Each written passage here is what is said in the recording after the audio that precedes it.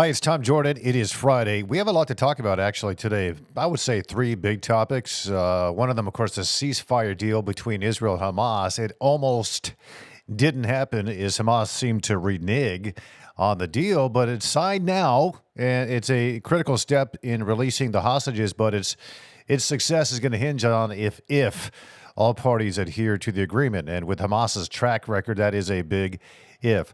Also, we need a very strong Department of Defense, and I'm going to dig into the Pete Hegseth confirmation hearing this week in a bit, both topics with retired Lieutenant Colonel Rocky Raczkowski joining me. Also, TikTok, potentially a very big decision coming down today from the U.S. Supreme Court because there is a deadline 19th, that's Sunday, the day before Inauguration Day, where TikTok might be banned in this country unless China divests itself of its company, its ownership, ByteDance and all that. First, I want to get into this update on Israel and some of the key takeaways that's been, changing so quickly overnight. Our time, there's a signed deal. So the ceasefire has been signed, the formal deal by Israel and Hamas. And the United States and Qatar, providing for the release of hostages in exchange for Palestinian prisoners over 6 weeks. That's the concerning part to a lot of folks. Who are these prisoners? A lot of people say, hey, these are terrorists. These are criminals. Anyway, we'll get into that. Also, Benjamin Netanyahu's stance on this prime minister of Israel accused Hamas of initially reneging on this, but he says he remains committed to the hostages return, so they signed it.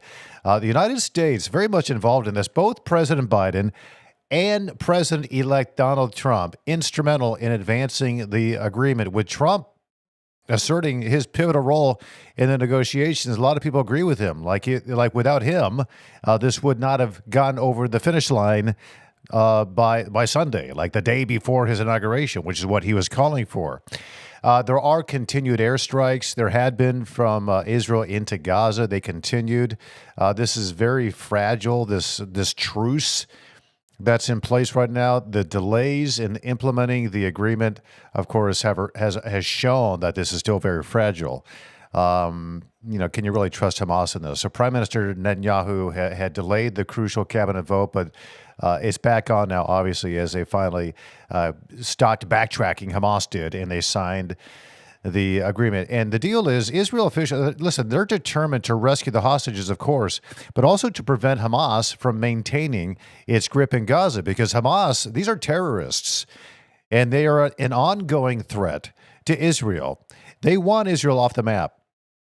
So the negotiations led by these, Israeli intelligence people and folks in Qatar, which is also raising questions because Hamas was holed up in Qatar as well.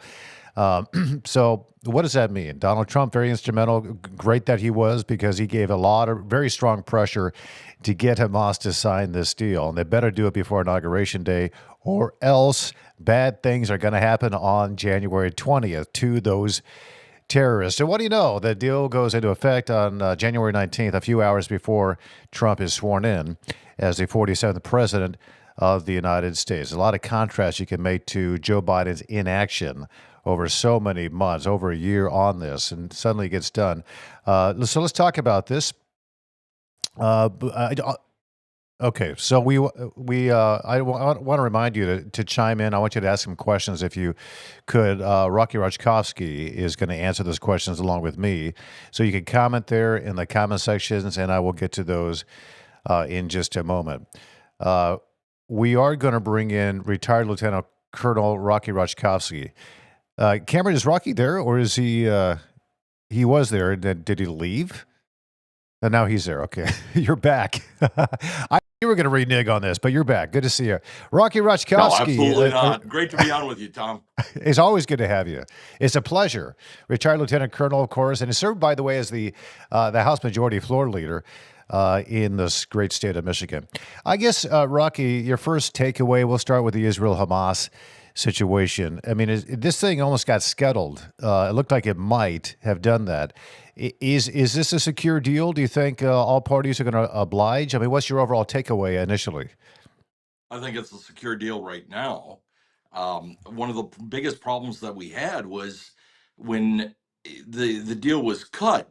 You saw the Hamas leaders actually pronounce to their own people that, now we have this ceasefire and that we are victorious, we're reconstituting. And once we reconstitute, we will have a bigger attack on Israel, Hmm. bigger than October 7th. Once they said this, Israel and Netanyahu, especially Israel, the combined group of the parliament, has basically stated that they will not accept a reconstituting of Hamas back in Gaza, so nor their military. So once Hamas made that proclamation, that could be construed as a breach of the ceasefire agreement.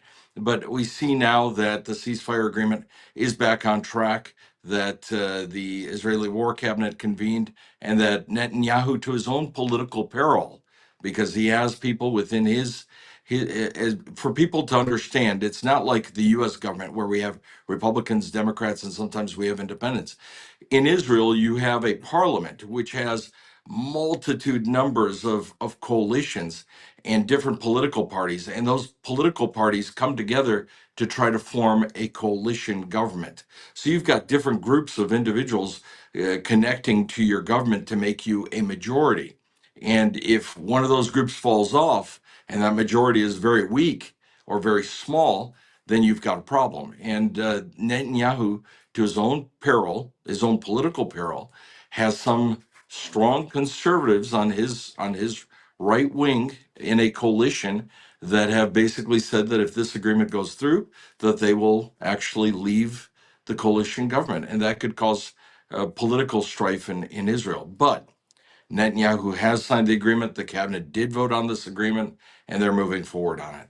Okay, so there's the political peril because I mean, on one side you have people who just want to get the hostages back, and that might mean that, as you said, Hamas might reconstitute in Gaza, but that's a priority as well. I mean, to me, the big thing is yes, get the hostages back, but also destroy Hamas. And as you said, Hamas would say, hey, this might give us a chance to kind of reconstitute and regroup and become stronger than we ever have been before. That cannot happen. So, what is, do you think, the strategy of a Benjamin Netanyahu who doesn't want that to happen? And you mentioned the conservatives don't want that to happen either, and they kind of feel like this deal might allow that to occur, which would be just a perilous situation again for Israel. So, how do you do both? How do you think he's going to have to navigate this?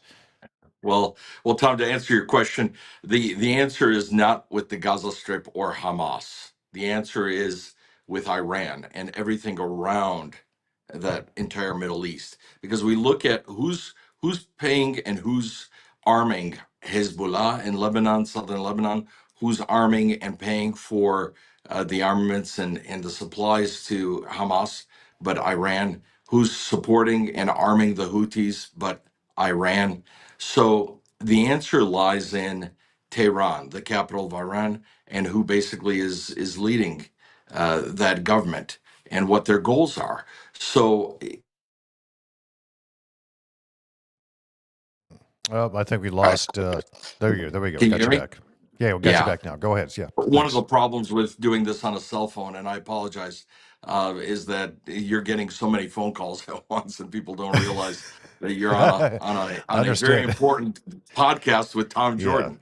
But the key is that it comes down to Tehran. So now you basically destroyed the effectiveness and the operational effectiveness of Hamas in Gaza, and now you've basically destroyed the operational effectiveness of Hezbollah in southern Lebanon.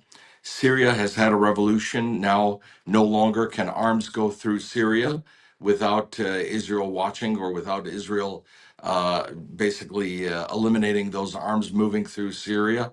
And the last little bastion in the Middle East is Yemen through the Houthis. And Yemen has its own civil war, basically disrupting the Middle East as well. And that's been somewhat bombed and taken care of as well. So now we look at who is actually arming them. And with the Trump administration coming in, and we saw what happened under the first Trump administration, they actually weakened Iran to a point where Iran was almost bankrupt, unable to transport their fuel anywhere. Their military was falling apart. Now they, under the Biden administration, again, I mean, this is all fact.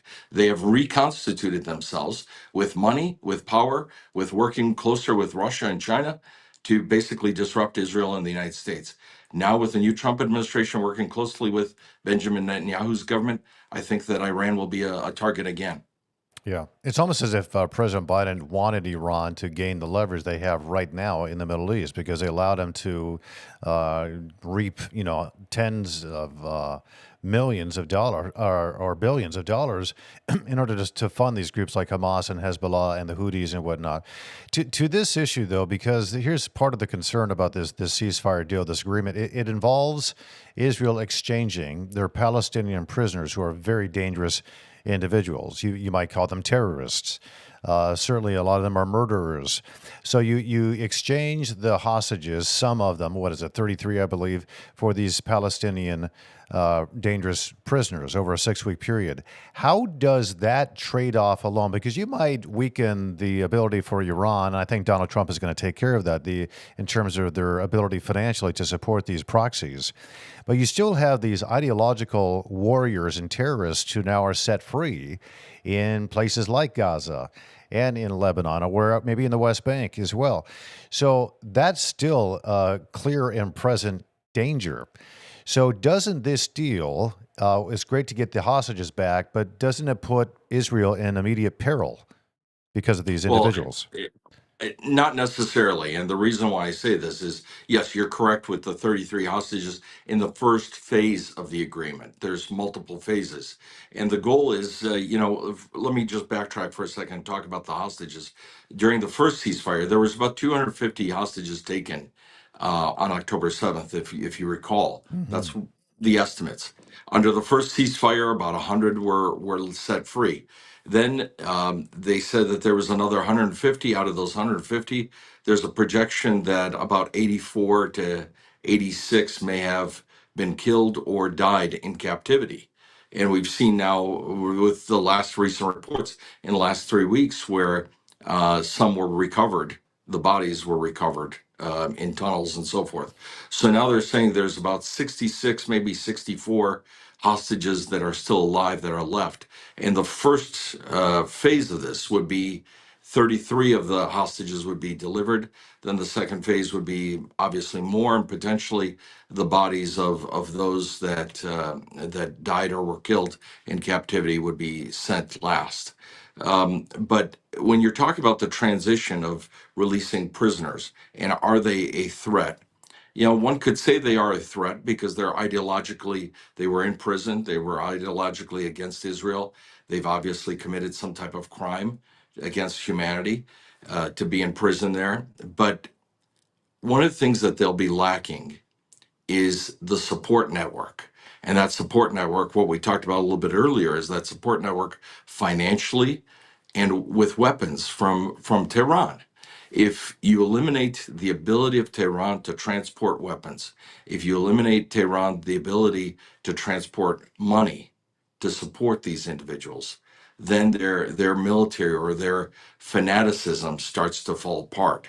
Yeah. Not all of these fanatics are fanatics because of ideology. Some are there because of funding. Some are there Mm. because that's the only thing they can do to support their families or support themselves and receive money from Iran. If you cut that money and those weapons off, then we've got another issue, especially if we focus our focus between the United States, Israel, and other nations should be towards weakening Iran.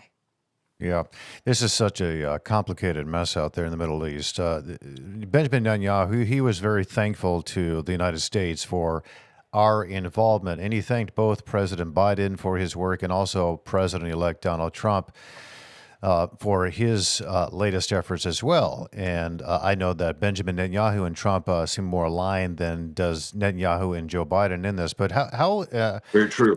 Very true. yeah, in a big way. But how, generally speaking, over the last year and a half, how has the United States involvement helped Israel get to this point? And could they have gotten to this point a lot more quickly if Joe Biden did a few things differently? Well, let me answer that first. And I'm going to sound like a broken record because I'm going to keep coming back to Iran. Let me answer the last question first, and that Yes. is, could this have been solved a little bit faster if Joe Biden was a little bit more on the ball? Absolutely. I think his national security advisor, Jake Sullivan, I think Lloyd Austin, and I think Anthony Blinken, the Secretary of State, Lloyd Austin being the Secretary of Defense, and President Biden or whoever is running the White House per se right now and making those decisions. I think a lot of it has to do with Valerie Jarrett. And we saw Valerie Jarrett Mm, actually yesterday mm, with President Biden at his military goodbye, the Pentagon ceremony, which I found very shocking. But yeah. anyway, the fact that you've got Jake Sullivan, if these people were more committed to not appeasing Iran and more committed to the safety and security of Israel and our allies across the globe, Mm, including Ukraine, mm-hmm, and being mm-hmm, more forceful and using that old Theodore Roosevelt speak softly and carry big stick, which mm-hmm. basically today reverts to what Ronald Reagan and Donald Trump have used, and that is called peace through strength. It's a deterrence. If you weaken your enemies and you deter them from attacking you and your allies, then there'll be peace. Once there is no deterrence, then you basically opened up the gates for your enemy to do whatever they want. If there's Yeah. no consequences, and it's the same with children. If you don't discipline a child when they do something wrong, they'll do it again. So it's created a problem and it's weakened the safety and security of Israel. But Right. one thing that I have to agree with Biden on, and that is that he did support them with military action, uh, defensive action, as well as some offensive action against the Houthis. But it was just weird because it was like he was playing both sides of the not the aisle here, but both sides of this conflict. Because yeah, he did a little bit of military conflict, but then he would withheld ammunition from Israel, and very much sympathetic to the Palestinians and the Palestinian protests here that were calling for the destruction of Israel and calling them, committing genocide and whatnot. And Kamala Harris coming out saying, I very much sympathize with everything you're saying, speaking to Hamas protesters on these university campuses. But so you got both sides really kind of angry at this Biden administration. And it's as if, you take both sides of a conflict, you're never going to resolve the conflict. And to me, that just seems like, okay, Trump comes in, this was wrong. October 7th was a travesty. And we got to prevent that from ever happening again. So if you don't release the hostage and stop right now, come January 20th, you're not going to you're going to have all hell to pay.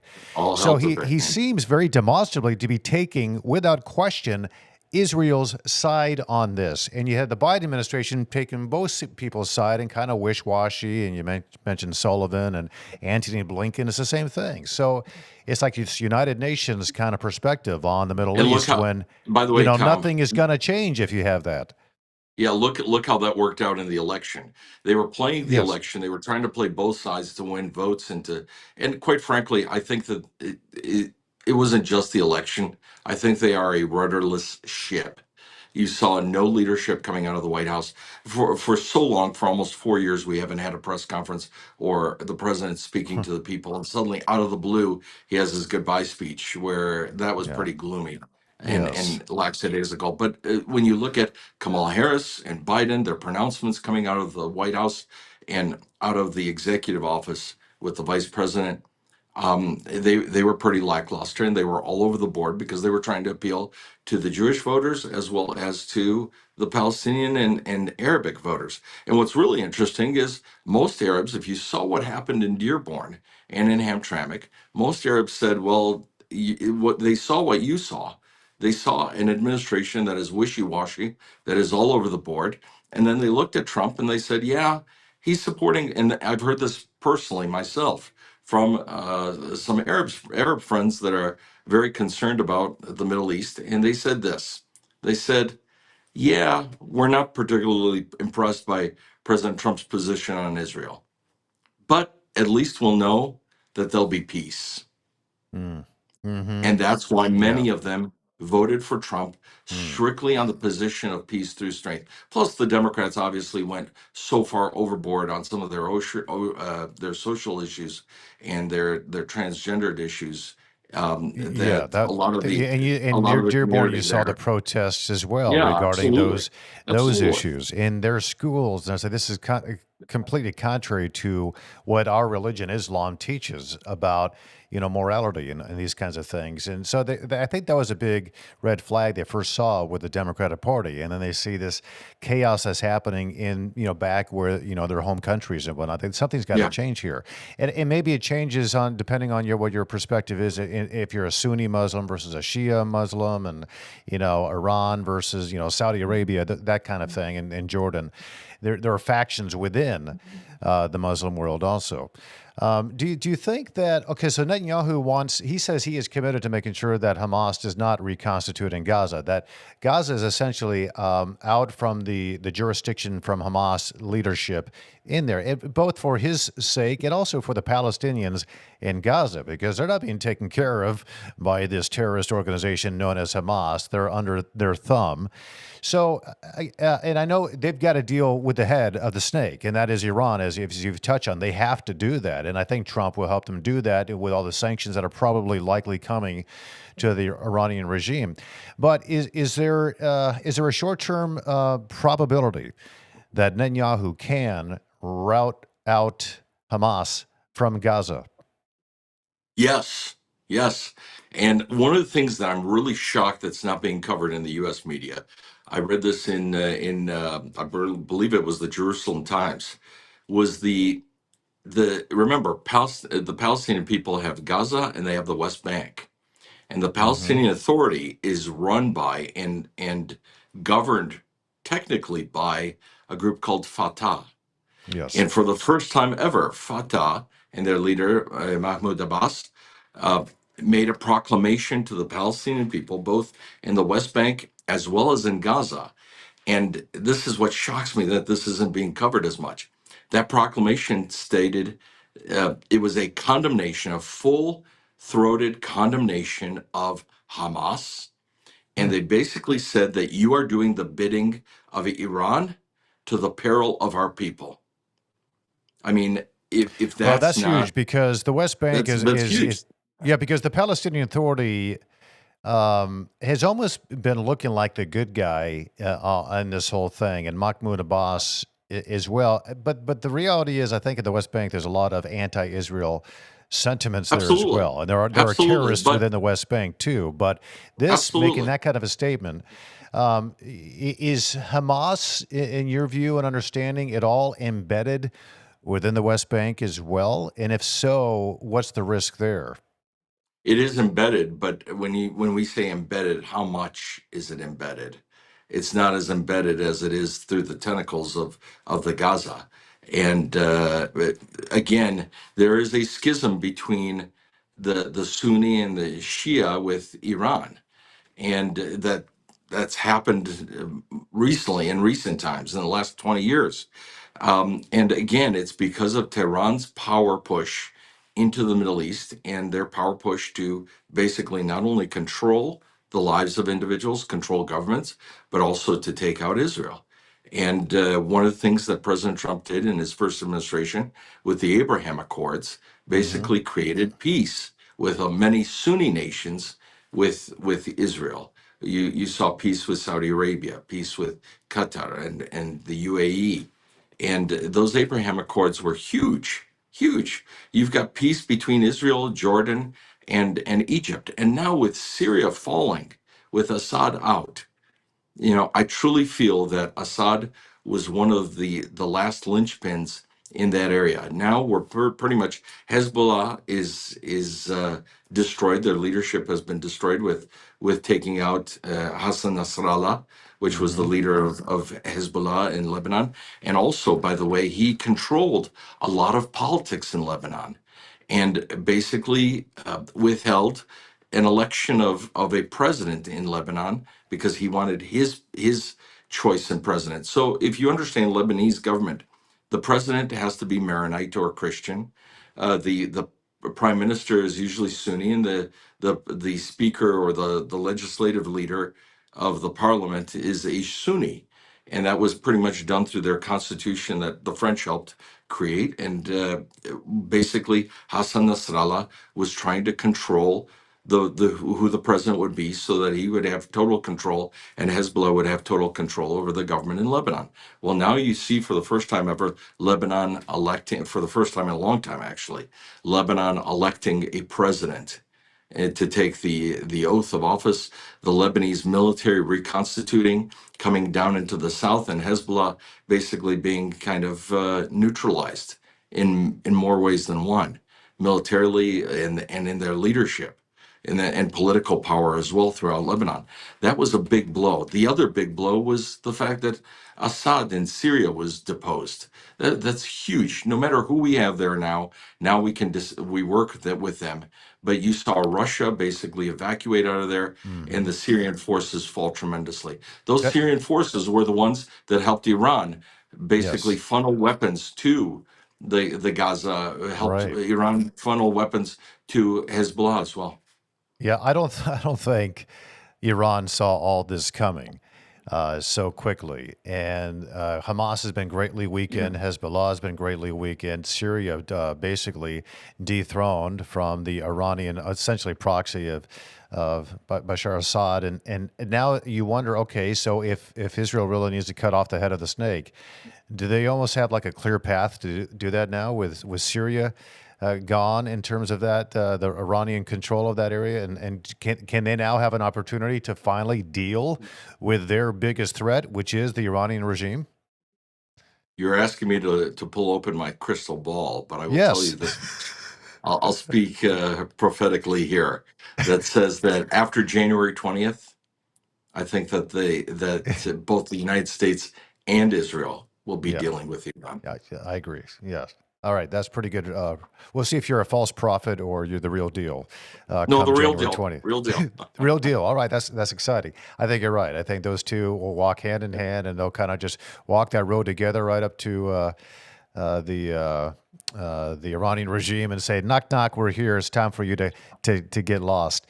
Okay, Listen, so there's Tom, before we get off this subject real quickly, yes, listen, we don't have clean hands either in many ways. We've also overthrown many governments. So we have some expertise in that realm, and our CIA does it very effectively. Our Voice of America does it very effectively. But in this realm, the people of Iran are no longer supporters of their government. no, they're not. And that is why they're not, and that's why the Khomeini created the Revolutionary Guard, Mm. because the Revolutionary Guard protected the Khomeini and their form of government as it stands right now, You know, it's with amazing invoking. what's happening there with the people in Iran. Yeah, That it is unknown to a lot of they people, are but great people. oh, they're wonderful. And there is a huge movement right now that people are becoming Christian. They're leaving Islam in Iran very much underground because they'll be killed for this. But they're becoming Yeah, that's Christians. true. And this is a movement that's being led by many of the women of Iran who are being oppressed by the Iranian regime and the Khomeinis and that ideology. And Christianity sets them free. And they're going out spreading the word that, listen, other women and men uh, come to Christ. But it's happening underground. So it's another movement within that. Who knows what's going to happen in That the is Middle true. East? But if There that, is there is yeah, that underground Christian movement, but also in Islam themselves, they have always been a leader, a mecca of markets, of growing their economy, of taking care of and educating their children. Look at all the Persians we have hmm, throughout the United States, oh, the yes, diaspora that came here, that are hmm, educated doctors, yes, that are in business. These are great people that are very much in line with American thinking of freedom and liberty, but they happen to have a government that has yeah. become so intrusive. Yeah, I've met many Persians who have come over who have fled Iran, and my wife as well has many friends who are Persian who have come from Iran as well, and they do not like that regime. But they had to get out in order to come here. All right, so the Department of Defense, I want to get your take on Pete Hegseth, but these confirmation hearings, he has a completely different take than the likes of Lloyd Austin and the others in the Biden administration on how to run a military. How do you think he did this week in these confirmation hearings? I thought he did fantastic. He was poised, calm, collected, answered all the questions. I wish he would have actually reached out to every single Democratic senator, but and obviously they attacked him on that. But he did an extremely good job in that one hearing that they had, and he was able to address a lot of their concerns. He Yeah, showed he. stability and Mhm. control. Yeah, a lot of pushback, and some of the most angry pushback had to deal with his thoughts about women in combat zones, and changing standards. And we saw Kirsten Gillibrand Yeah, lose it a little bit, and, Premier. and some of these others as well. And it was all based on this woke ideology that's the priority that the military has to have with LGBTQ rights and funding these transition surgeries and all the. It's like, no, no, no, no, no. Let's get back to what the military is supposed to do, and that is defend the people of this country in the best way possible and keep the standards the same for anybody who wants to fight. And he also praised women. Pete Hegseth, he said, "I am so grateful for the women who are currently serving our country through the U.S. military." But what, generally speaking, do you think that, how do you think Pete Hegseth needs to reform the military to make it more effective with these large threats from Iran and even North Korea now and China and in Russia and, all that needs to happen in the southern border? What does he need to do to make our military strong again? Great question. First, let me just say that on a personal note, I also agree that whoever feels called to serve our nation for whatever reason, I support their call Yes. because it's an honorable call, Yeah. and it's a call of service to others. And at one point, any soldier, sailor, airman, marine, or guardsman could be called to lay down their life for our nation, and that is something that it transcends the boundaries of male or female. And there are a lot of men and women that have done incredible things protecting the future of our country, dating all the way back to our Revolutionary War, and from Betsy Ross to Harriet Tubman, Hmm. that have supported our military, and some that have even fought in the ranks without being acknowledged before Yes, it was even allowed. So for sure. uh, Yeah. thank you for their service as well. But you said, what can he do to make America, the military, great again? And that is to, number one, uh, improve our weapon systems and the chain of command. One of the things that we saw, and one of the things that Pete mentioned himself, and the president have mentioned themselves, is that our Afghanistan withdrawal. We can no longer support such actions, or basically leaders that basically support pulling our military out in a disjointed way that basically created such chaos and death and destruction. The Afghanistan withdrawal was very poorly executed, and therefore he will hold certain people accountable, and Mm. not just civilians accountable, but military leaders accountable. And that Yes. doesn't mean through what's called Uniform Code of Military Justice. That could mean through early retirements. That could mean through basically saying that, publicly stating that these people did not do their job correctly. And in the military, that's one of the important things that we actually do call balls and strikes, and we do not politicize the Department of Defense. The Department of Defense executes the lawful orders of the President of the United States. But at the same time, most importantly, we also have take our leadership from our civilian leaders, and our military leaders have to set the example. So I think that with Pete Hegseth will come back a warrior ethos of never leaving a soldier behind. That's very key because we did. Mm. Number two is demanding that leadership set the example. That was the big difference between the officers of World War II to and Vietnam, maybe Korea, to today. A lot of people may not understand in the military. They think that if an officer gives a command, you do it. No, now in the military, especially in the United States military, the military that I was taught under the Reagan and Trump as well, and that is that do as I do, not as I say. You Yeah. have to set a leadership example. And that's, I think, Pete Hegseth will bring with him the example to others of how to lead. and will hold people accountable. And I believe he will hold. I truly believe, and I support him in his effort to become Secretary of Defense. I've known Pete now and believe that it's important that he set the example as well. Yeah, the accountability aspect has to happen, and we need people who are honest with the American people. When you look at what John Kirby has said about even the Afghanistan withdrawal, he basically came out and someone recently, even a couple years after Afghanistan, gaslighted the American people. So I didn't see any chaos down there. It seemed like a very successful withdrawal. I don't know what you're talking about to these reporters, and I thought, John Kirby. Yeah, Admiral, could you please just be honest with everybody? We know what happened back then. And I hope they stop politicizing, as you said, the Department of Defense. So, one of the threats that comes out is from China. And we know that's the case. Even Christopher Wray with the FBI the other day reminded Americans that the biggest threat to this country right now is the China regime, the Chinese Communist Party. And one way they seem to infiltrate this country is through TikTok. That is being potentially decided today by the U.S. Supreme Court if they're going to Yeah. make a decision on whether or not to ban TikTok in this country, unless, of course, they divest themselves. China does from ByteDance, the owner of TikTok, which is a CCP controlled entity. Essentially, all businesses in China are controlled by the CCP. Do you have a sense of how the Supreme Court is going to rule and how they should, in your opinion, rule on this issue of TikTok? I'm actually watching. I have a little screen up that shows, and I'm awaiting the possible Supreme Court opinion that will be Yeah, released today. yeah.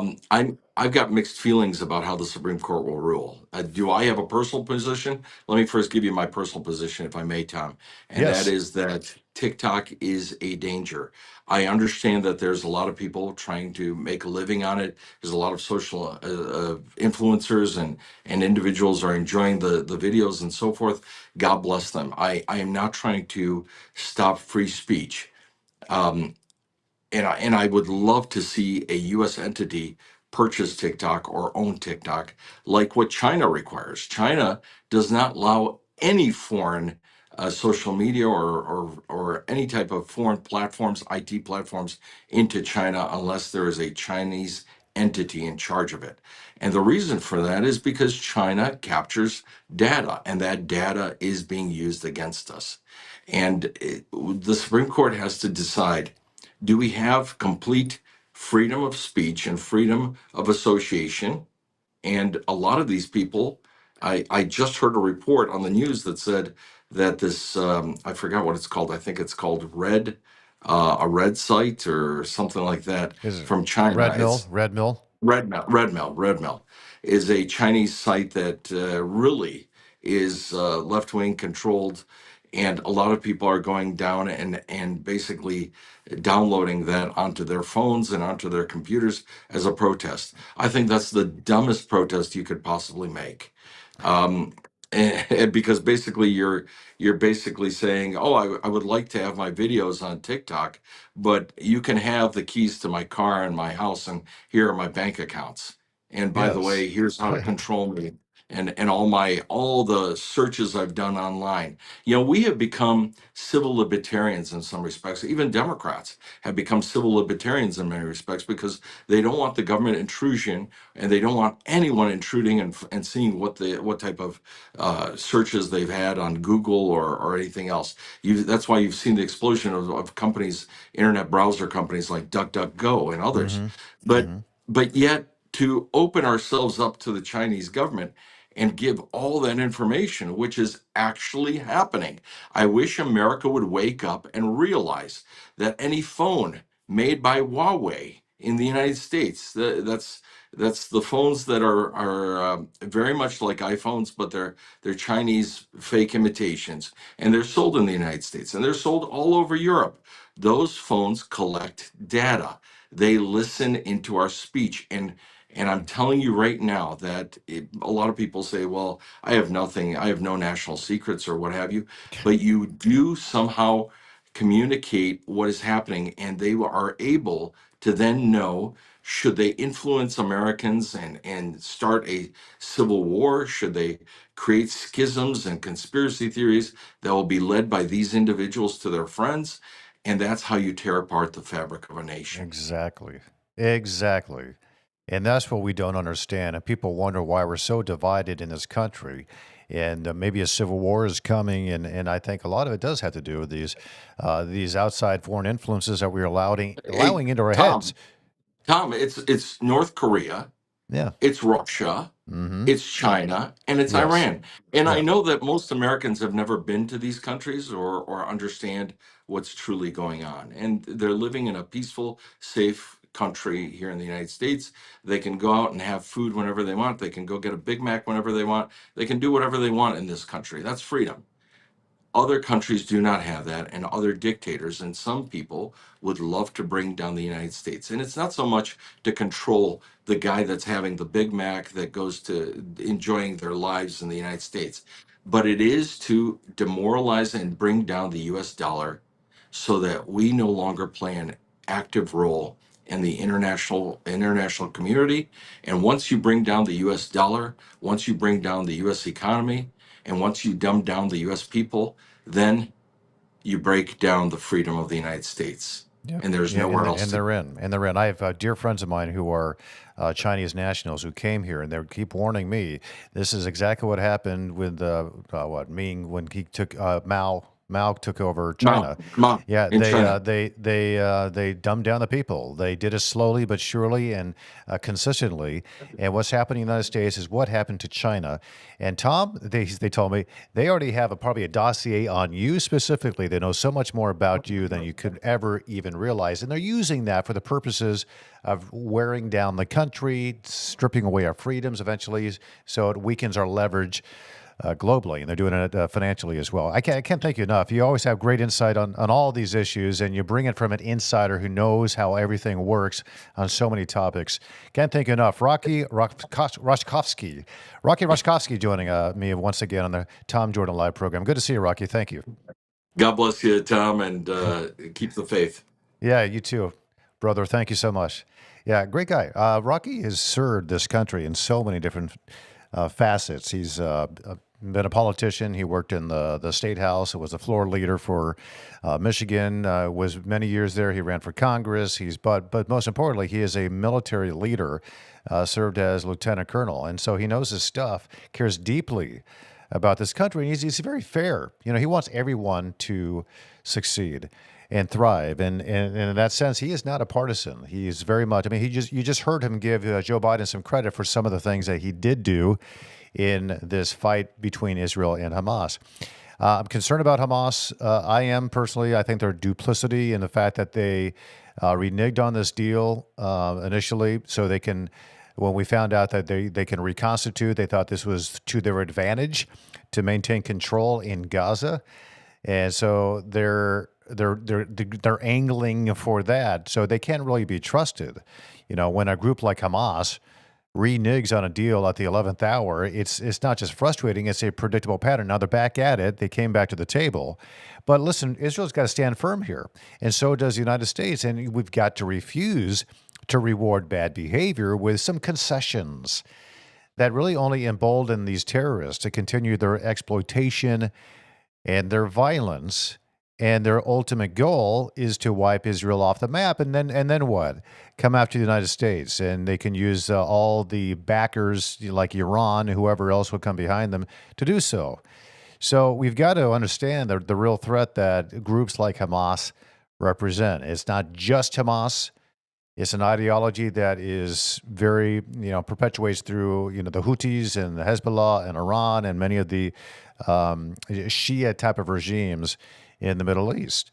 So the deal is that they're going to trade hundreds of prisoners for about 33 hostages in this first phase of this deal. And it's going to save some lives in the short term. But this is the complexity about this whole deal is that, okay, but are you empowering Hamas even further?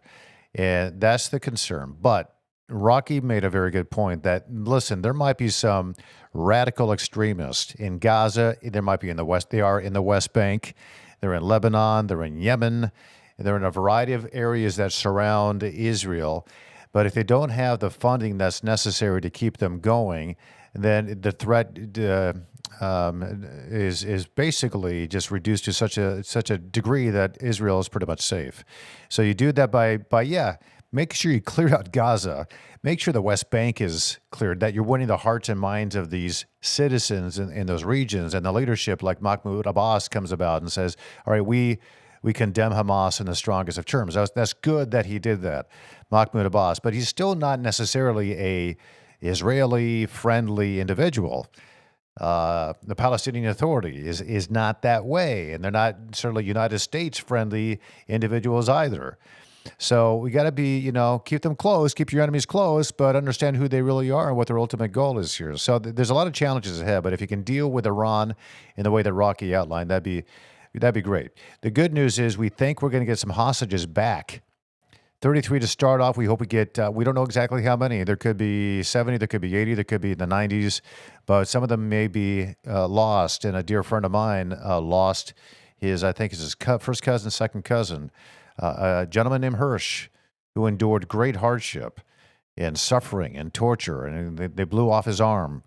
He survived that on the day of the massacre on October the 7th.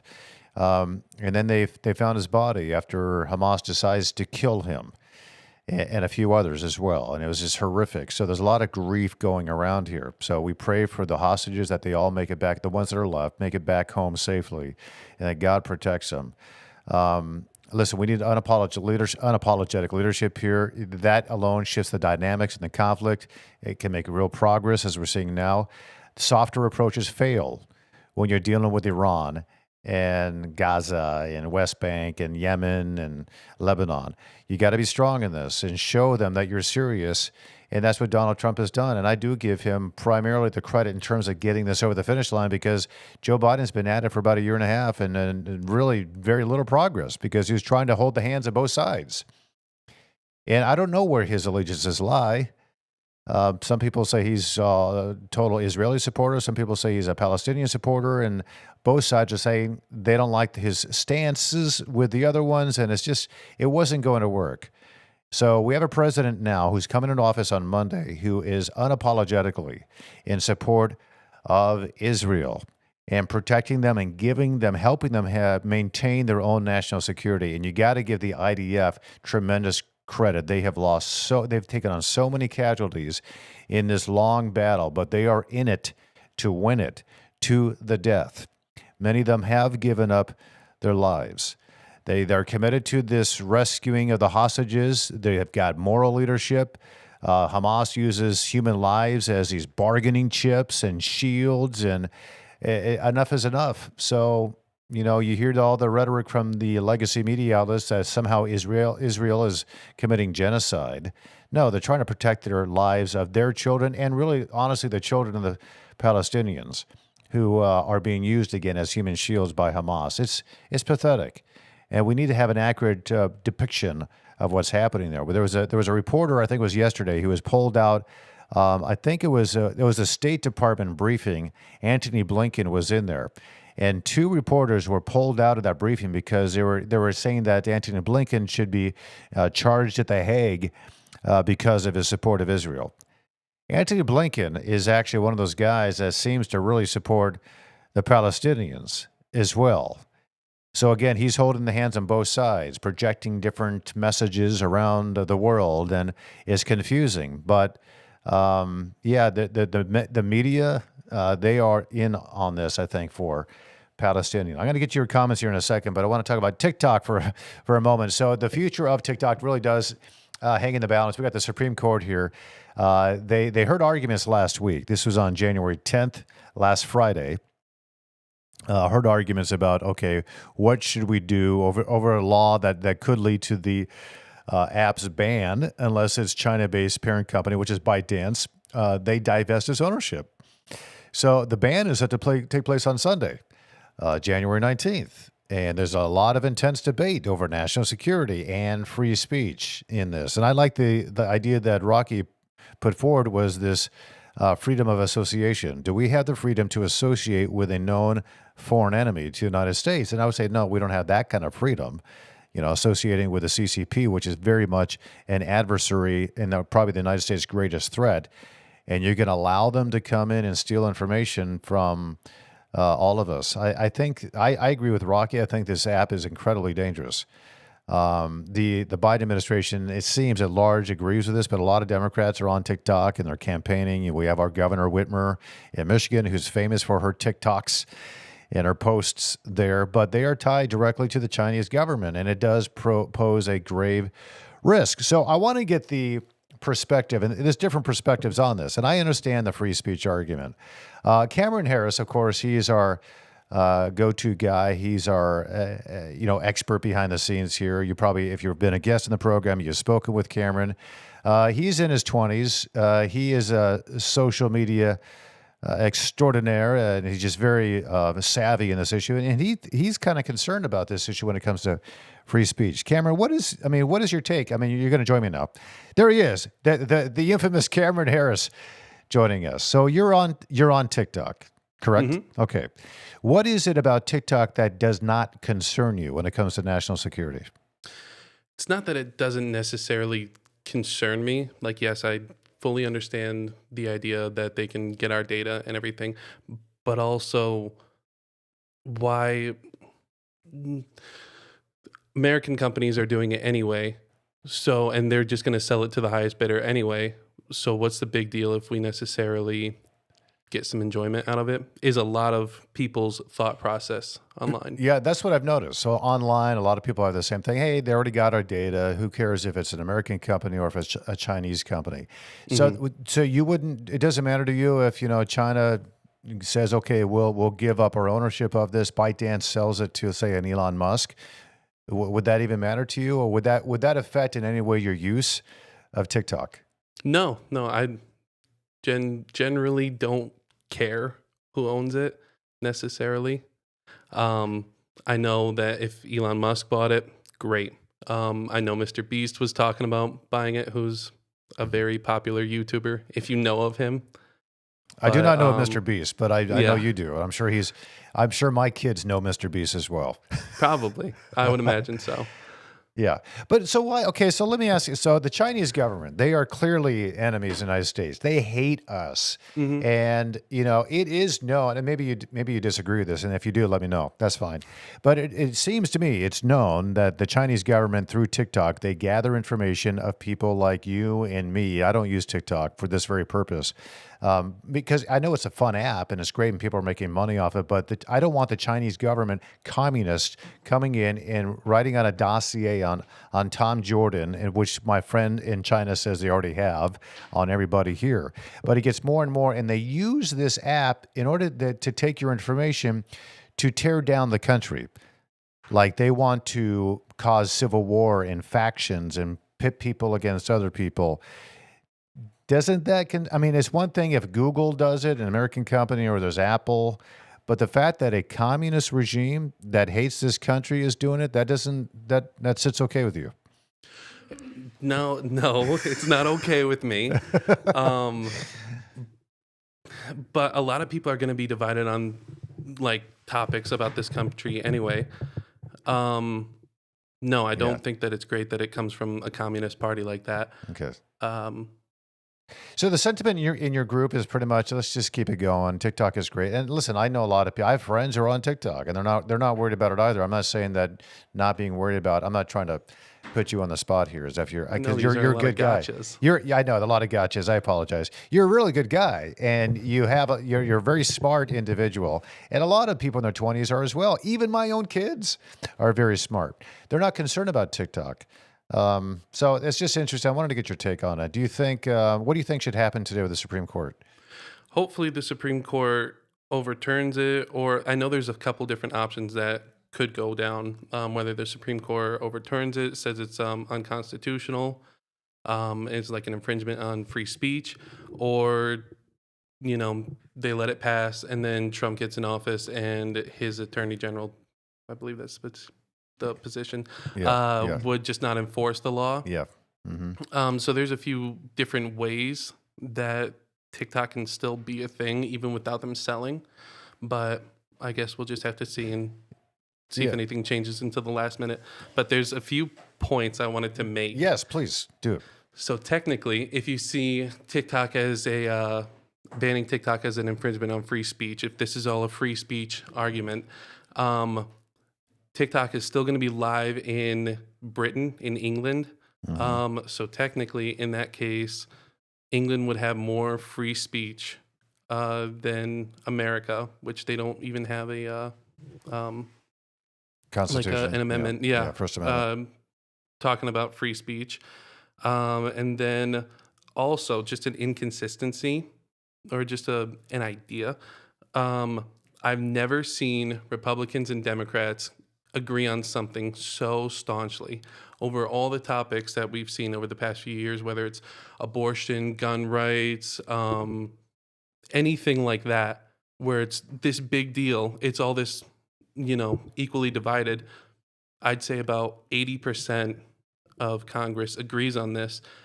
And that just strikes me as odd and kind of makes me believe that it's more so than just the idea of national security. That's kind of the tagline, but it more so has to do with the idea of money.